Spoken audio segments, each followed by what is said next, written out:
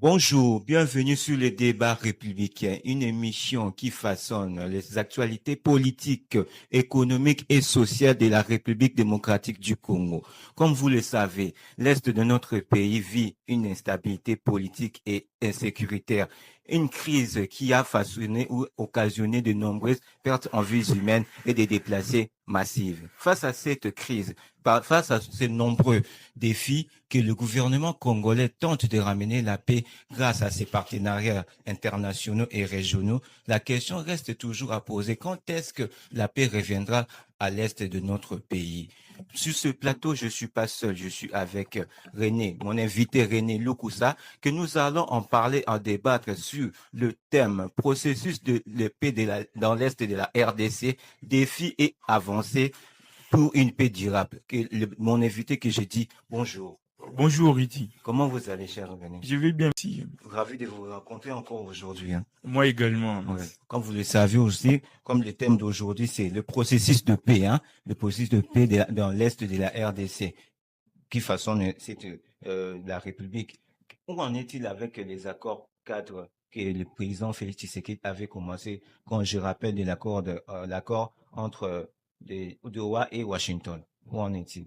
Merci Riti pour la question. La situation reste quand même fragile. Mais quand même, il y a des avancées diplomatiques dans notre pays. Notre gouvernement essaie quand même de mener beaucoup d'efforts en termes de diplomatie à l'intermédiaire de notre chef de l'État, Félix-Antoine Tshisekedi. On peut dire que la crise ou cette guerre qui s'est vue à l'est de notre pays ne commence pas aujourd'hui, donc ça date depuis longtemps. Par ailleurs, il y a encore des stratégies. Le chef de l'État n'a pas voulu directement s'armer avec les pays ou notre agresseur. Il a voulu passer par un moyen de la diplomatie. Aujourd'hui, qu'on peut dire, ça mène quand même des efforts. Aujourd'hui, on voit quand même des produits. Il y a pas mal d'accords. On peut rappeler l'accord de Doha, l'accord de Washington. On a la médiation de Doha, les États-Unis. Tout ça, c'est pour quand même stabiliser ou mettre la paix au niveau de l'Est de notre pays. Et qu'est-ce qui bloque ces accords-là? Parce qu'on a vu ces rapprochements. On a vu ces rapprochements au début du mandat du président de la République qui a tendu la main face à son homologue Paul Kagame. Et nous avons aussi vu que la visite lors du défunt et Etienne Tshisekedi, de la visite la présence du président Kagame ici à Kinshasa et les accords signés à Goma avant les tentatives ou bien le coup de force de M23. Qu'est-ce qui bloque vraiment ces accords-là pour que ça tienne lieu? Il faut savoir, c'est les Congolais se posent beaucoup de questions par rapport à ces accords. On voit aujourd'hui l'accord, on est à Washington, on est à Doha, mais quel produit ou qu'est-ce qu'on voit comme résultat sur le terrain en termes des accords qu'on signe par-ci, par-là? Il faut savoir, tout passe progressivement. Aujourd'hui, le chef de l'État mène à sa diplomatie-là, c'est le gouvernement, il essaie quand même de trouver des moyens. On peut dire qu'il n'y a pas de produits palpables ou des résultats palpables, mais aujourd'hui, on va des sanctions qui s'en suivent. On a vu des états généraux de Rwanda, on a vu quand même pas mal de sanctions. Ça montre quand même que ça produit en termes de résultats au niveau des chefs de l'État. Qui ne produit pas vraiment, il faut que ça le dise. Parce qu'aujourd'hui, toujours, on signale la présence de M23 et le soutien du président Kagame face aux rebelles M23, malgré beaucoup de processus, malgré les menaces de sanctions de Washington. On voit que non, toujours, ça tient pas, il n'a pas peur, le président Kagame. Oui, mais à un moment, il aura peur quand même. C'est pas, auparavant, on ne voyait pas toutes ces sanctions au niveau des états généraux, l'air généraux, donc tout ça. C'est pas dit que quand on voit des sanctions, on va arrêter la personne. Ils ont l'air bien au niveau des États-Unis. C'est en termes de gestion qu'on voit qu'aujourd'hui, il arrive à financer les M23, les FDLR. Donc tout ça, c'est en termes de moyens. Si déjà on bloque peut-être votre compte bancaire, est-ce que vous aurez encore des ressources à soutenir ces M23? C'est quand même un pas. Progressivement, on va voir qu'il y aura quand même une paix qui va peut-être régner d'une manière progressive au niveau de notre pays, à l'est de notre pays. Au début du mandat du président Félix Tshisekedi, on avait vu, de son arrivée au pouvoir, il avait obtenu la présidence de l'Union africaine. Et récemment aussi, nous avons vu que la RDC a obtenu ou bien un conseil de sécurité. Voilà, il est la présidence du conseil de sécurité, le président de sécurité pour pendant 1 mois. Est-ce que ces atouts, si on peut appeler ces atouts-là, n'a pas vraiment servi à la RDC pour faire face ou bien que cette guerre-là prend fin?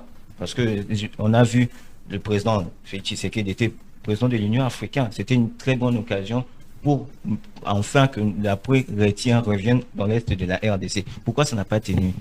On dit, avoir la présidence de l'Union africaine, ça a quand même une durée. C'est pas que c'est éternellement. Le président Tshisekedi n'est pas le premier président à être à la tête de l'Union africaine.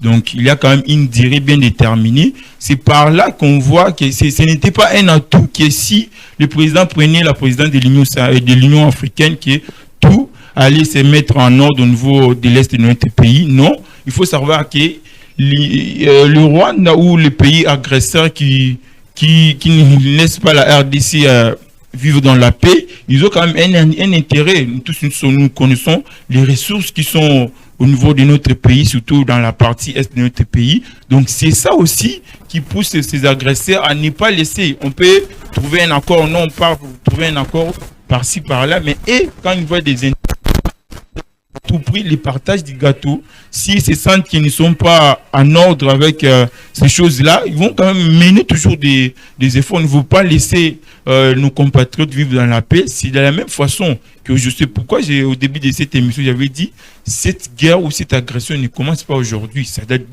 on peut dire, des vingtaines d'années ou combien d'années? Ça fait déjà une décennie. Nous avons eu tant d'accords depuis, on peut citer l'accord de Sun City, l'accord de Doha, pas de Doha, lors de Bumbuza Mabe, oui.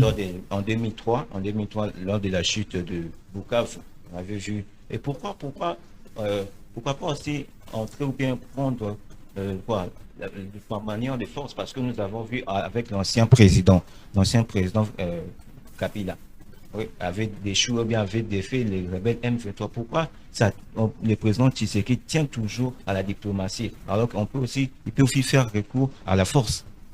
Il dit aller directement faire la force, faire face aux agresseurs. Ils ne sont pas les moindres. Peut-être on peut les attaquer aussi. Peut-être le Rwanda, on ne peut pas faire face à la RDC, mais c'est quand même une manière, parce qu'on dit aujourd'hui, le président Tshisekedi, c'est un homme politique, un homme diplomate, donc il connaît ce qu'il fait. Quand j'avais dit, il y a quand même des avancées aujourd'hui qui payent au niveau de notre pays, qui payent par rapport à ces accords-là. Donc c'est ce qu'on dit.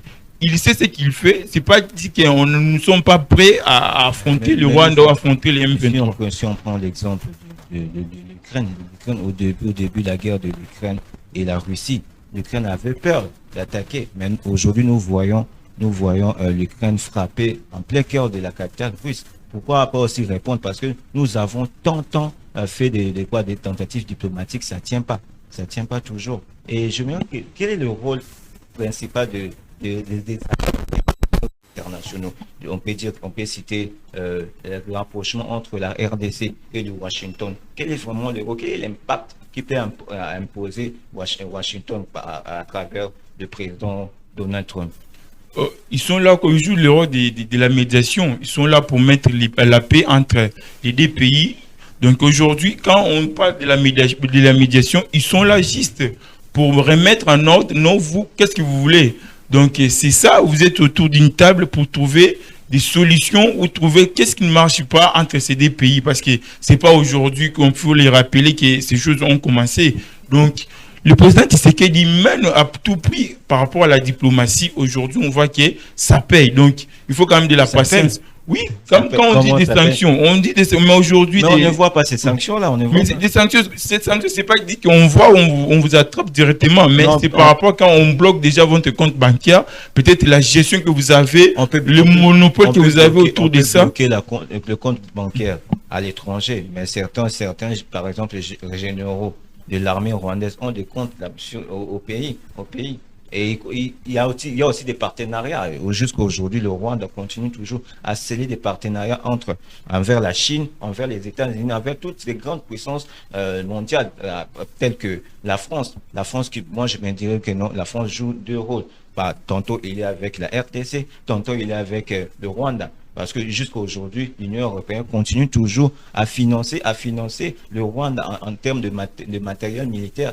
Parce que on peut dire que non, le Rwanda actuellement a des éléments ou bien des forces au Mozambique pour combattre les djihadistes mozambicains. Mais c'était une promesse du président Macron de sanctionner ou bien d'arrêter ces financements-là militaires. Mais jusqu'à présent, on ne voit pas. Et là, vous dites que non, il y a des sanctions. Donc, c'est ça, cet angle que je pose cette question. Parce que cette sanction n'arrive pas. L'Union européenne continue toujours à financer le militaire rwandais. C'est ça. Quel est l'obstacle? C'est vraiment cet obstacle-là. Est-ce que cette diplomatie que le pouvoir s'invente à gestion, c'est à peine, on est vraiment à peine à voir ça sur le terrain. Parce que la guerre continue toujours. On avait dit, il y avait même eu un ultimatum du secrétaire général américain Mark Rubio, qui avait donné un ultimatum aux militaires rwandais de se retirer du territoire congolais. Mais jusqu'à présent, ces militaires sont toujours présents et ça persiste. Maintenant, on se pose la question, quand est-ce que la paix reviendra? Que faut-il faire réellement, monsieur Régnier, pour que la paix? Il faut toujours continuer sur la voie diplomatique. Ridi, comme moi je reste tellement dans la voie diplomatique. Aujourd'hui, on avait commencé avec cette voie, on mène par la voie diplomatique et quand même ça commence à produire. Aujourd'hui, on voit des sanctions comme vous ne les croyez pas, mais quand même aux yeux de tout le monde, quand on dit non, un tel général a été peut-être sanctionné, donc nous tous nous voyons ça. C'est pas qu'aujourd'hui vous menez par la voie diplomatique et du coup vous arrêtez pour prendre des armes. Là, vous faites quoi? Donc, il faut rester toujours dans cette même logique-là, de suivre par la voie diplomatique et tout le monde voit, la communauté internationale, tout le monde voit ce que le Rwanda a fait aujourd'hui avec les M23 ou la FDLR, tout ça, nous tous nous voyons. C'est pas qu'aujourd'hui, si on vient on prend les armes et quel sera encore l'histoire de nos compatriotes? Parce qu'il fait qu'en souffrir. Il faut qu'ils pleurent tous les jours. Pendant beaucoup d'années, ils sont là en train de pleurer. Mais quand même là, on voit que par la voie diplomatique, on voit que ça commence quand même à s'alléger. On voit pas mal aussi de cesser les faits. Il y a quand même certains territoires de notre pays que les gens se retirent d'eux-mêmes. C'est pas qu'aujourd'hui, on se donne la force là où les poids dépendent directement des armes. Donc pour moi, il faut toujours rester dans la voie de la diplomatie. Et quelles sont les attentes que la population congolaise peut attendre face à cette crise politique? Quelles sont les attentes qui sécurisent à la RDC, à l'est du pays? Quelles sont les attentes de la population? Qu'en est-il vraiment de cette guerre?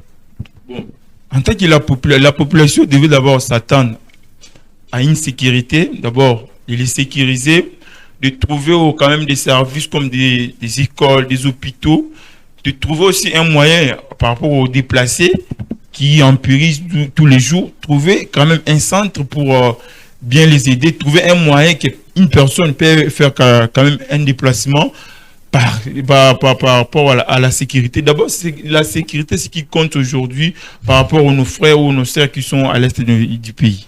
Et que devrait-il le gouvernement privilégier? Il privilégierait quoi? Seulement vous? Juste les accords ou bien la diplomatie ou bien prendre aussi d'autres voies?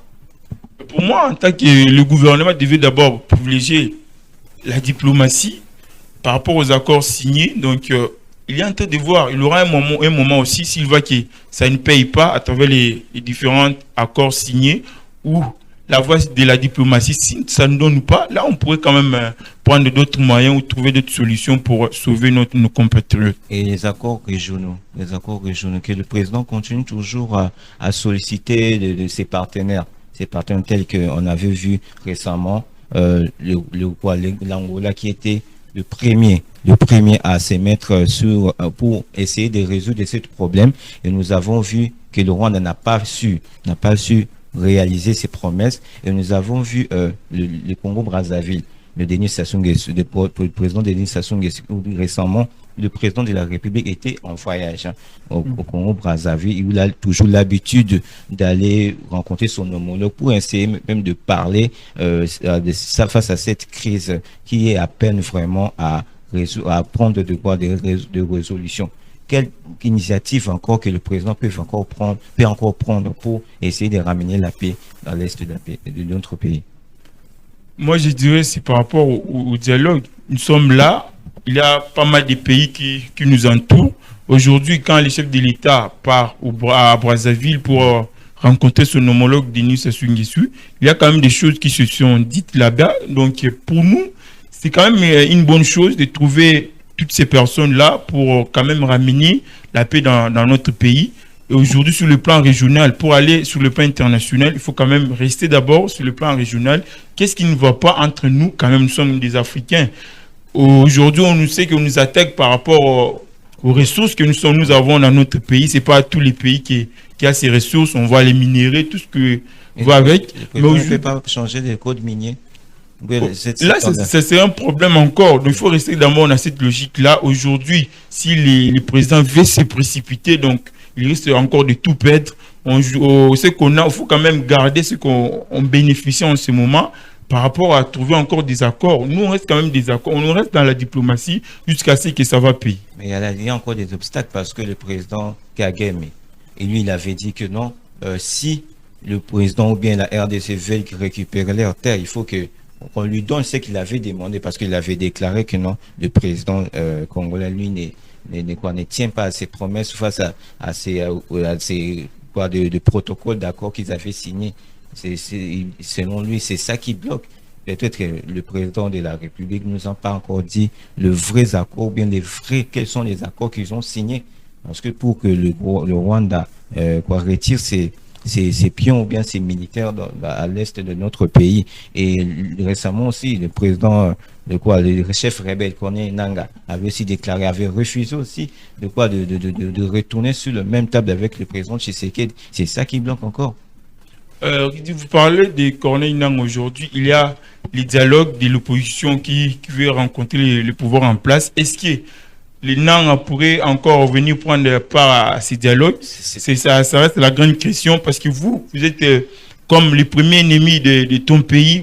Vous êtes là pour tuer vos frères, vos sœurs. Mais aujourd'hui, quand les gens viennent prendre part autour d'un dialogue, est-ce qu'il va se présenter? Là, ça reste quand même une grande question. Mais pour Paul Kagame, il faut savoir qu'il n'a pas encore d'autres choses à faire. Il essaie toujours de faire les malices pour essayer de compliquer la voie diplomatique. Si on voit encore que le président Tshisekedi veut se venger, non, vous voyez qu'il est la première personne à violer ces accords-là. Donc pour lui, il reste peut-être optimiste au niveau du chef de l'État congolais. Il voit tout ce qu'il y a comme accord de Doha, de Washington, tout ça, ce sont des accords qui sont en observation. Et si aujourd'hui que non, le président Félix Tshisekedi veut organiser des dialogues inclusifs, parce que certains leaders politiques de l'opposition imposent que le dialogue soit inclusif, que ça épargne personne, tout le monde doit y participer, notamment les chefs rebelles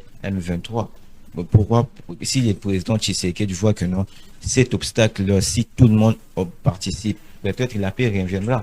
Selon vous, est-ce que le président Tshisekedi peut aussi encore ouvrir sa main vers Corneille Nangaa qui a choisi les armes, retourner les armes contre son pays? Est-ce qu'il peut encore, cette grâce peut se démarrer encore? Moi, je dirais non, parce que depuis longtemps, les gens menaient, peut-être demander ces dialogues pour que ces dialogues soient liés.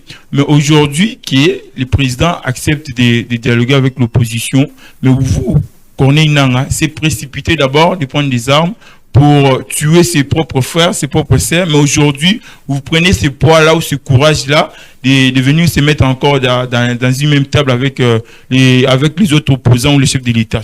Quand même, il faut avoir le sens de l'humanisme. Combien de gens sont morts à l'est du pays? Et aujourd'hui, c'est quand même c'est Corneille Nangaa qui veut prendre encore part à ces dialogues. Moi, je dirais non et non. Ce n'est pas seulement Corneille Nangaa. Je ne vais pas citer des politiciens. Il y a certains politiciens qui ont pris des armes hier contre la République. Mais aujourd'hui, ils travaillent encore avec le président de la République. Ce n'est pas seulement Corneille Nangaa. Nous avons toujours l'habitude de voir cette manigance que non, certains prend le dialogue, prend les armes contre la République et il se retrouve sur la même table. Et pourquoi seulement le président tient que non, le chef Corneille Nangaa ne vient pas participer, si c'est la solution, et notamment aussi le chef, l'ancien président de la République, Joseph Kabila aussi, parce que certains leaders politiques, eux aussi, ont exigé, avant de participer à quelconque dialogue que l'opposition impose pour essayer de trouver une solution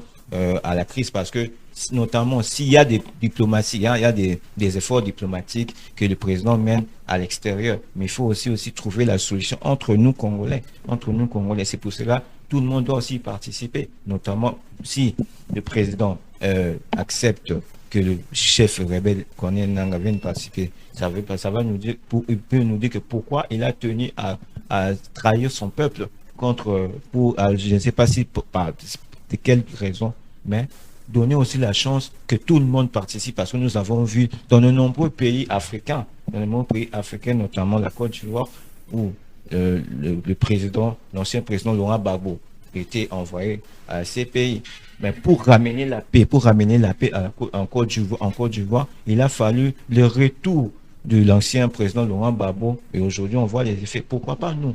On a envie de voir cette réconciliation entre l'ancien président et l'actuel président de la République. Pourquoi le président tient vraiment? C'est juste parce qu'il a tenu vu que le Corneille Nangaa a pris des armes contre la République. C'est ça. Rudy, est-ce que vous connaissez ce qu'on appelle la trahison? Déjà, c'est trahir le pays, trahir ses propres compatriotes aujourd'hui, et prendre les armes. Pourquoi pas, si il voulait vraiment tenir une opposition, être un opposant, pourquoi pas rester toujours dans les pays, mener des actions telles que les autres le font aujourd'hui? Mais vous acceptez que vous allez prendre les armes pour peut-être se venger. Se venger contre qui? Parce que ceux qui sont en train de mourir là, ce sont les frères de Corneille Nangaa, les sœurs de Corneille Nangaa, qu'on met des familles en pleurs aujourd'hui. Et qu'est-ce qu'il va proposer à la table pour ces dialogues? Il va dire quoi? Parce que quel bilan il va faire par rapport à tout ce qu'il y a eu comme meurtre au niveau de l'Est de notre pays? Donc pour moi, je vois qu'il n'a pas sa place, il n'a pas aucune chance à prendre part à ces dialogues. Pour moi, ce sont des gens à écarter, parce que c'est déjà trahir la nation, tuer tes propres frères et tes propres sœurs aujourd'hui. Combien de familles pleurent aujourd'hui dans la partie est de notre pays, et qui est à la base aujourd'hui? Et pour moi, en tant que Congolais, comme tous les Congolais aujourd'hui... Ce n'est pas aujourd'hui que la guerre s'est vue à l'est. Mais oui, mais là, on voit que... Ce n'est pas seulement Corneille Nangaa, malgré tout, d'avoir trahi son pays, comme vous le dites, mais ce n'est pas la première fois qu'un fils du pays trahisse aussi le pays, de prendre des armes contre leur pays. Mais là, il s'est passé d'une manière d'infiltration. Donc, les gens ne se voyaient pas à l'œil nu comme ça. Mais aujourd'hui, Nangaa a pris ces pouvoirs-là, ou ces monopoles-là, de se dire non. Il a pris les armes pour peut-être chercher le pouvoir, prendre le pouvoir. Par quel moyen? Par moyen des armes. Les autres se faisaient par rapport en cachette. Mais aujourd'hui, c'est qu'il est prêt, il sait ce qu'il fait, et là, ses intérêts à gagner derrière cette guerre. On peut en citer, on avait vu lors de la guerre, avant la réunification du pays, lors de crise politique qui a traversé le pays en 2003-2004, on a vu au sud que Jean-Pierre Bemba aussi, c'était un ancien chef rebelle. On avait vu aussi à l'époque Azarias Rouberois et tout ça là. Mais l'ancien président avait accepté de partager son pouvoir face à la formule 1+4. Pourquoi pas aussi, je ne sais pas si ça sera la même formule, mais pourquoi pas le président de la République actuelle ne veut pas rencontrer? Parce que si on prend l'exemple du président Joseph Kabila, quand il a pris le pouvoir en 2001, le pays était divisé. On avait 4 grandes parties au sud. On avait Jean-Pierre Bemba avec ses milices. À l'est du pays, on avait RCD, les Azarias Rouberois, tout consort. Mais il y avait un grand dialogue. Pourquoi?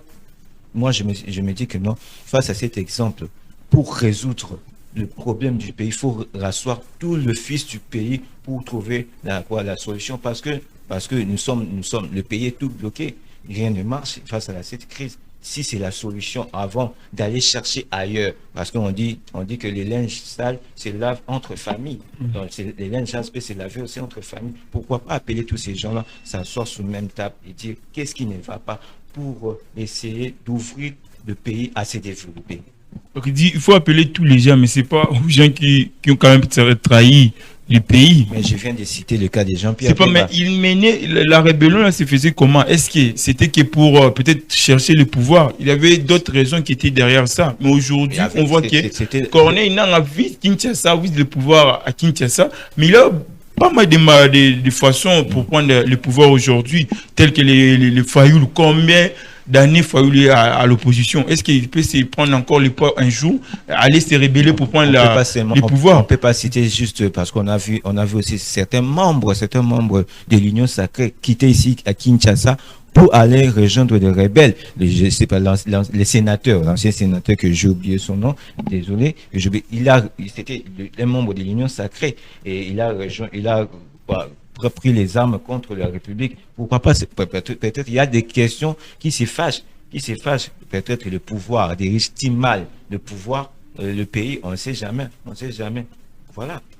Mais pourquoi pas patienter? Parce que la meilleure voie, c'est par la voie de l'opposition. Si vous êtes dans l'opposition, est-ce que vous voyez ce que les pouvoirs en place ne vous plaît pas? Restez toujours dans l'opposition. On peut donner l'exemple aujourd'hui de l'IDPS. Il a fait combien d'années pour prendre le pouvoir aujourd'hui? C'était par rapport à la patience. Et aujourd'hui, si vous voyez que par rapport à vos aspirations, par rapport à votre conviction, que vous n'arrivez pas à patienter, là, c'est genre des personnes-là qui prennent aujourd'hui des armes pour se venger contre la période de la République. Quand vous tuez votre frère, vous tuez votre sœur, vous vous attendez à quoi? Pour gagner peut-être les minéraux, pour prendre les ressources du pays, il faut rester ici à Kinshasa, mener l'opposition ou lutter d'une manière peut-être pacifique à gagner, à prendre le pouvoir. Le président Tshisekedi ne sera pas éternel au pouvoir ici. Il y aura quand même une autre personne qui les remplacera. Donc il faut toujours avoir la patience. Aujourd'hui, l'opposition, je viens de donner l'exemple de l'IDPS aujourd'hui. Il a fait combien d'années pour accéder Vous parlez de la patience, mais aujourd'hui, il y a une initiative de révision de la Constitution où le président, ou bien l'Union sacrée, certains membres de l'Union sacrée veulent que le président change la Constitution pour un éventuel troisième mandat. C'est qui l'IDPS dit qui a été opposé à ça.